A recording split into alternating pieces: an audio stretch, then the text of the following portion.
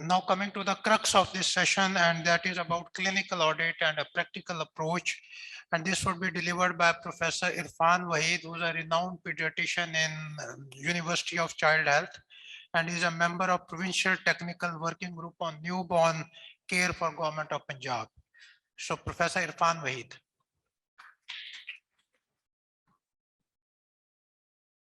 Ladies and gentlemen, Assalamu alaikum. First of all, my sincere gratitude to the organizers of this wonderful conference and for inviting me to talk on clinical audit, a subject that is at the core of quality improvement in healthcare. Let me start with defining clinical governance, the concept of which was introduced to the NHS UK in 1999. It is defined as a framework through which organizations are accountable for continuously improving the quality of their services and safeguarding high standards by creating an environment in which excellence in clinical care will flourish. It has 7 pillars, clinical audit being one of them. The aim of the audit process is to ensure that the clinical practice is continuously monitored and that deficiencies in relation to set standards of care are taken care of. Clinical audit is defined as a quality improvement process that seeks to improve patient care and outcomes through systematic review of care against explicit criteria and the implementation of change. It is not something new, but can be traced back to 1750 BC to the time of King Hammurabi of Babylon, where rewards and punishments were based on audits. It was introduced in 1993 in NHS for health professionals in UK and has become a source of continuous professional development. Audit is often confused with research. Let me explain few of their differences. The purpose of research is to prove something, while the purpose of clinical audit is to improve care. The character of research is a scientific inquiry, while character of clinical audit is a systematic evaluation of a problem and its solution. The function of research is to determine what is good practice. It establishes or suggests standard, while audit compares actual practice against the standards that were set by research. The basis of measures in research is a hypothesis, while in clinical audit, these are the standards of good practice. Anyone undertaking an audit which they may want to publish should obtain a letter from the ethical committee which states that it does not require ethical approval. However, there are few instances when an audit project may require ethical approval. For example, when you are not sure whether it is really an audit or might you be doing a research, or are you planning a patient survey, or if you are planning to publish it, or in case you have employed staff who are not bound by the duty of confidentiality. The methods in research are either used or randomized controlled trials, epidemiological studies, statistics, while in clinical audit, simple yes-no measures using indicators for practice are sufficient. The sample size sufficient for statistical significance is required for research, but in clinical audit, the sample size which is sufficient for gaining commitment to act is enough. Research may involve experimentation on humans or animals, but in clinical audit, it never involves experiment. The statistical analysis in research may include statistical analysis and different formula, while in clinical audit, it does not require a statistical analysis, but the results are shown as numbers meeting a standard. The outcome of research is increased knowledge, while outcome of clinical audit is improved practice.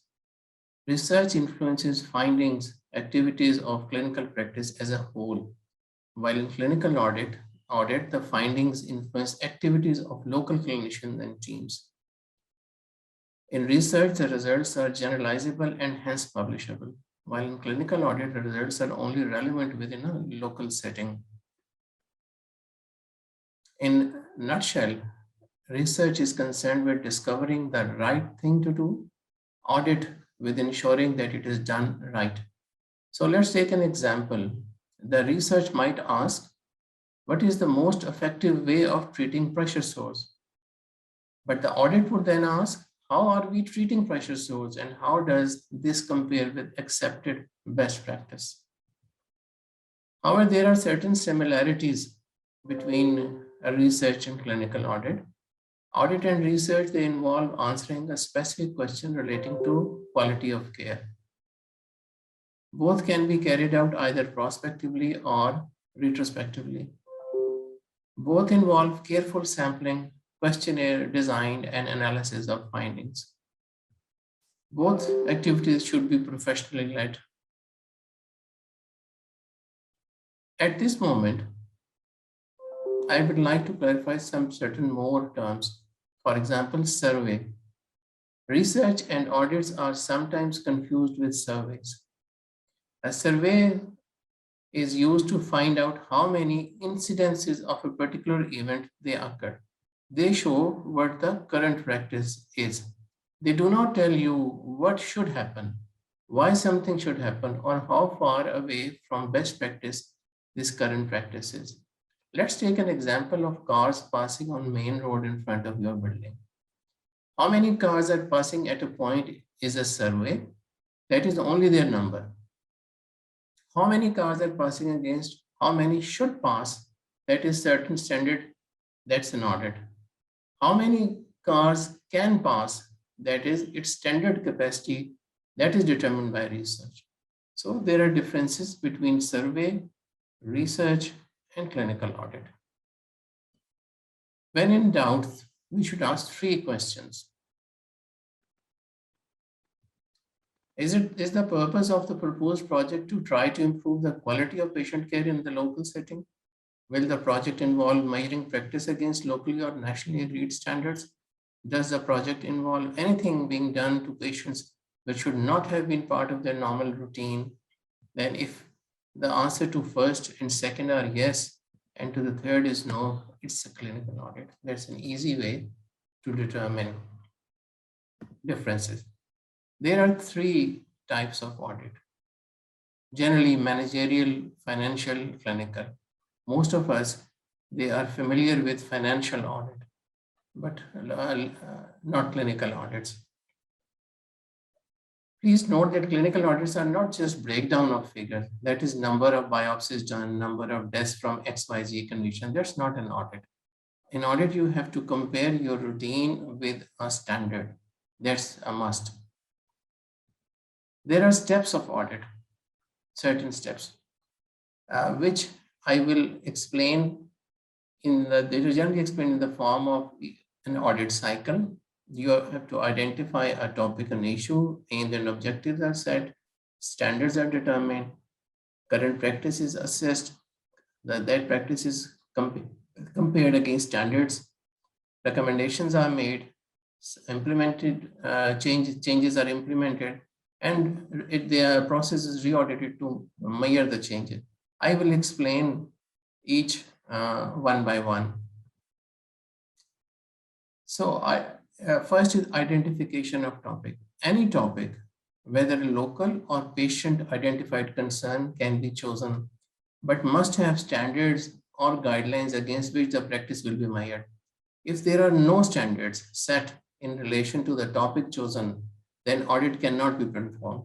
That, for example, you feel that security of newborns in a neonatal unit is not adequate, and you wish to conduct an audit, but do not have guidelines for security measures, then an audit cannot be conducted.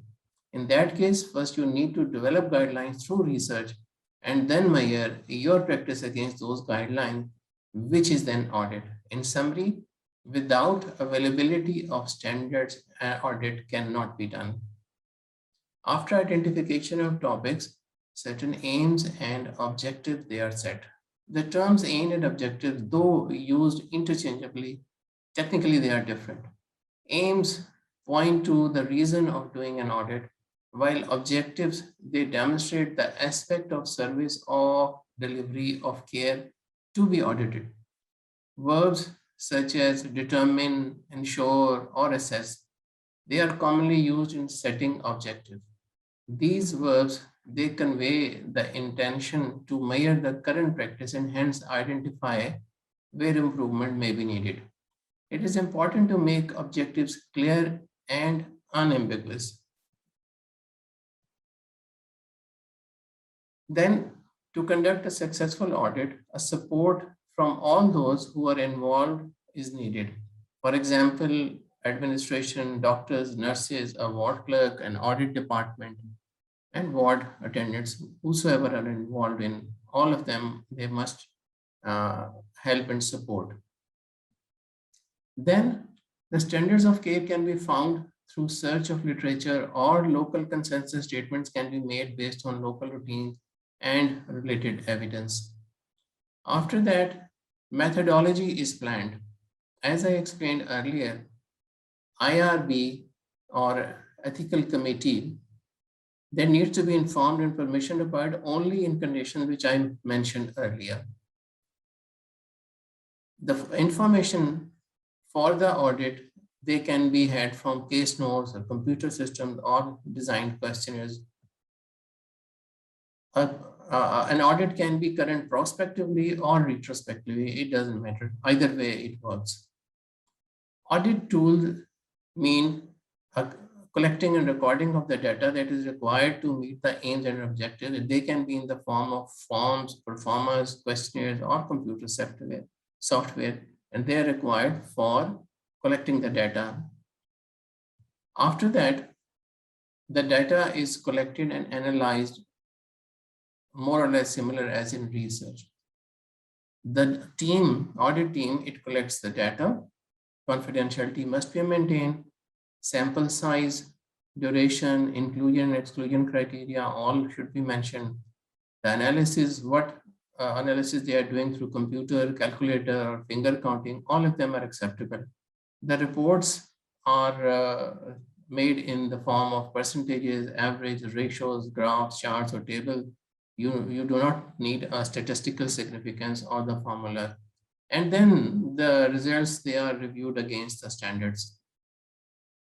The results, whichever are obtained, they are presented to the stakeholders like administration, the heads or different departments.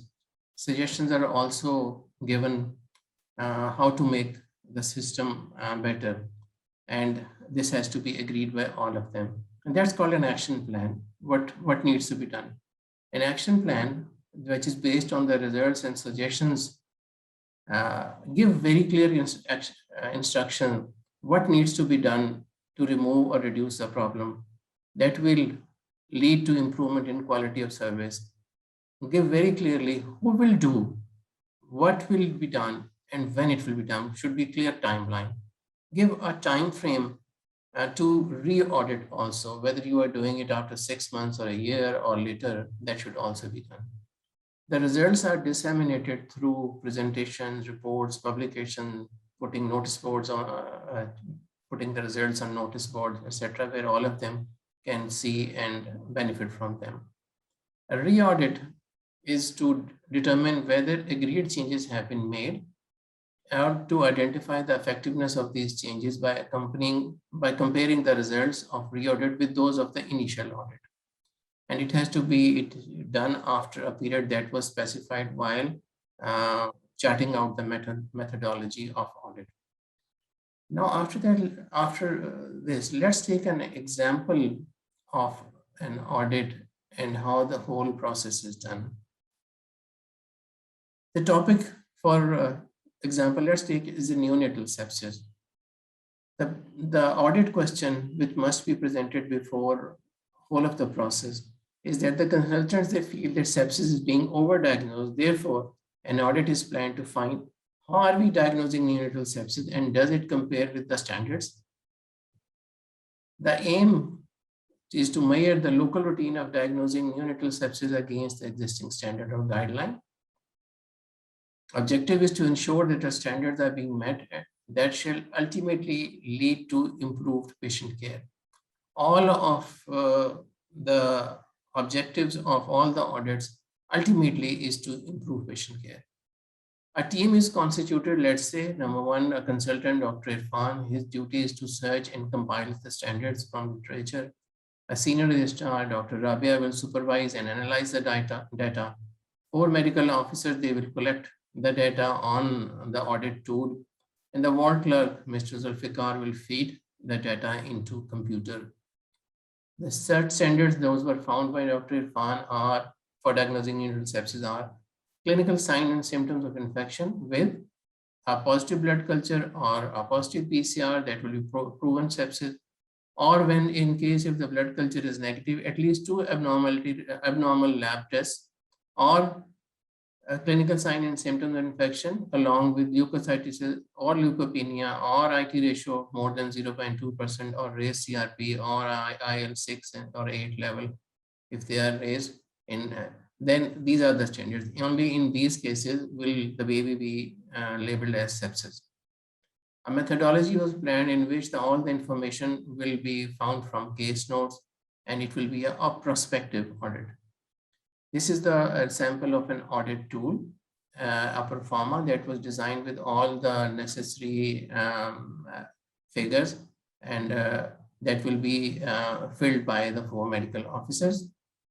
The collection, after collection of the data by the team, it is important to maintain confidentiality. Nobody is to be blamed in an audit. That's very important.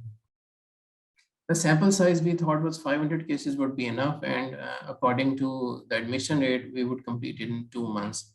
All the cases those were labeled as sepsis were included. However, only those cases with incomplete data were excluded from the audit.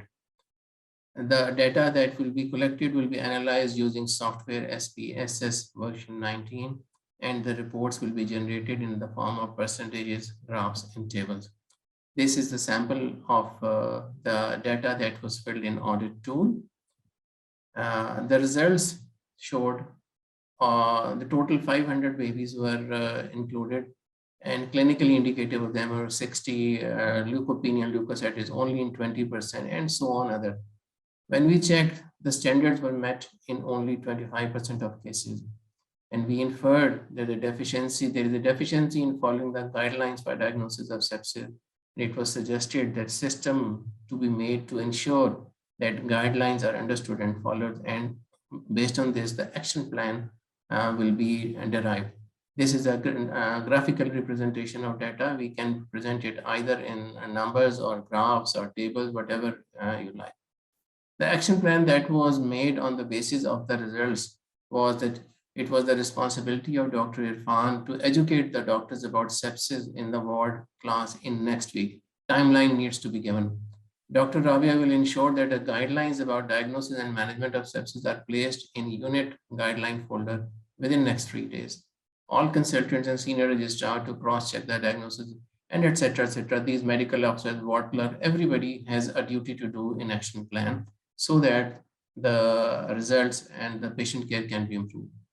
Re-audit was planned to be done after 6 months. The results were disseminated through presentations in weekly or monthly clinical audit sessions. The re-audit that was done after 6 months, the re-audit can be done with a smaller number also. We included 250 babies. Clinical indicative of them was 90 and etc. All other these parameters are fit. And we found that standards were met in 85% of the cases. And we inferred that there is marked improvement in diagnosis of sepsis. Previously, they were just actual cases were 25% and 75% were being overdiagnosed. Now 85% are being diagnosed properly as sepsis. Only 15% are those which were not actually septic cases and were diagnosed as sepsis. Ladies and gentlemen, clinical audit in simple words is what should be done against what we are actually doing, and all of it should be supported by recent evidence and not on somebody's personal preferences or ideas. There are certain steps, I just wanted to mention them, of undertaking high quality clinical audit. For example, a supportive environment should be there, and a good topic should be SMART, that is specific, measurable, achievable, relevant, and title specific. and so on, other evidence-based. There should be a good plan of collecting data. There should be a plan of analyzing and presenting data, a plan for feedback and changing behaviors and practice, and monitoring to confirm that change has occurred. These are all the steps of undertaking a high-quality clinical audit. Bristol Inquiry Report, and I shall end my presentation with the recommendations that were given in paragraphs 143 to 45 of the Bristol Inquiry Report, in which Dr. Kennedy recommended that clinical audit should be at the core of a system of local monitoring of performance. Clinical audits should be multidisciplinary. Clinical audits must be fully supported by hospitals, and most of all, clinical audit should be compulsory for all healthcare professionals providing clinical care, and the requirement to participate in it should be included as part of the contract of employment. These were very strong remarks that were given in Bristol Inquiry Report. Last slide, that ladies and gentlemen, life is just like an ocean where we start at a point and aim to finish with prosperity. There are set rules and path to achieve that aim. The nations that have progressed are heading fast toward that goal, following the right track. Unlike some nations that believe in shortcuts, but rest assured, there are no shortcuts. Audits, they just help you keep on the right track to success. Thank you very much for your patient listening. Thank you, Professor Irfan, for having a wonderful and pragmatic way of doing the clinical research in our clinical departments. House is open for few questions, queries. So Professor Irfan is here, you can ask him directly. Thank you, Dr. Irfan. Dr. Aisha here from Khan. So it's a very good presentation, and clinical audits are very important. And as previously Dr. Ijaz also highlighted, the role of quality improvement initiatives in undergraduate and postgraduate medical students. So how about plans of having clinical audit as a mandatory requirement for postgraduate education, and maybe some regulations that they make it they publish it also once and in the form of, and creating a channel where the things are expedited and facilitated. So do you have any such plans? Thank you, Dr. Aisha. What I believe is that this answer was already answered by Dr. Mahmood Ayasam. There is, of course, a plan. Our job is to push somehow to be this system to be inculcated in our postgraduate programs. We have been trying it for last about 14-15 years, but I think the progress has been made, and what I expect is that that these will be included as a mandatory requirement postgraduate residency programs. In the West, it is. Yes, of course, they can be published. If the results are generalizable, then they can be published. And for that, I believe there should be a separate portion of these journals, or a separate journal which should publish only these quality improvement projects. I think things are in the pipeline, and I hope that this will be done. So that comes to the conclusion of this session.